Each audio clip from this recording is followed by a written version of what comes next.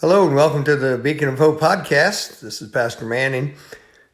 Today I'm just bringing you a thought from an observation. If I were to entitle this, as preachers are wont to do, I would call it a single weed.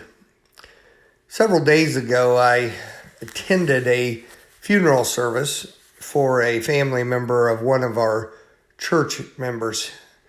It was an unusual situation in the sense that I did not have any participatory part of the service.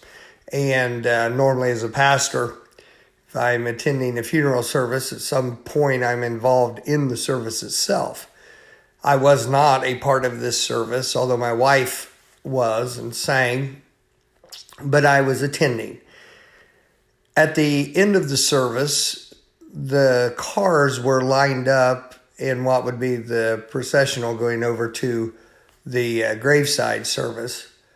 And my car was the first in the second line of cars lined up to pull out of the funeral home. As I sat in my car, my wife was not able to attend the graveside service. And as I sat in my car alone, my attention was gripped by a house across the road from where the funeral home is. This house was rather interesting as far as its architecture went. It was a brick home. It had the keystones actually done in stonework above the door, the windows and such. There was quite a lot of detail as far as the trim work around where you would have the bottom of the roof and some of the fixtures that were transitioning from the wall to the roof structure were very ornate. They were in good condition. The brickwork was immaculate.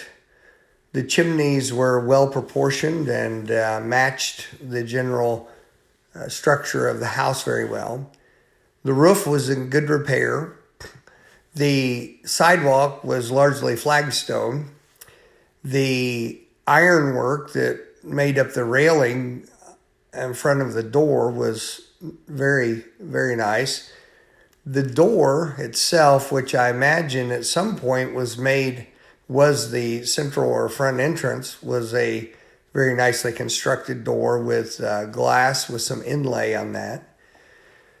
But the thing that caught my attention, and the thing this morning as my mind went back for various reasons to that service and that particular house, I sat there, had opportunity to be looking at it for several minutes as I was waiting for the funeral director's signal for us to pull out and head towards the graveside, is that this house, which had so many wonderful characteristics about it, had growing up between some of those flagstone, one very tall weed.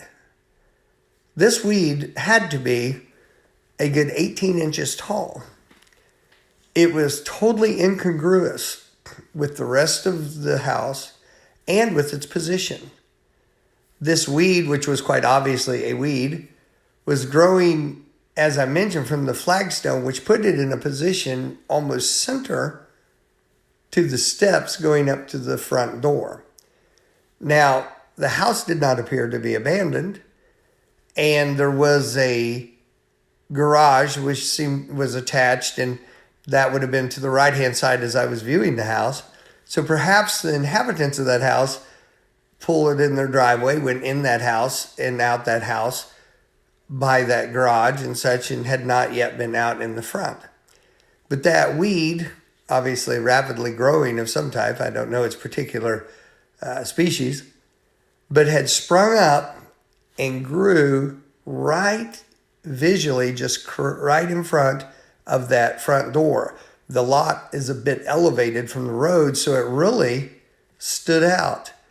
And I thought, here you have some good architecture, very good craftsmanship, it looked like, as far as the building of the house, good position of the house as far as the lot and that sort of thing. And all these things, but what caught the eye when you looked at the house was this one weed right in front of the house.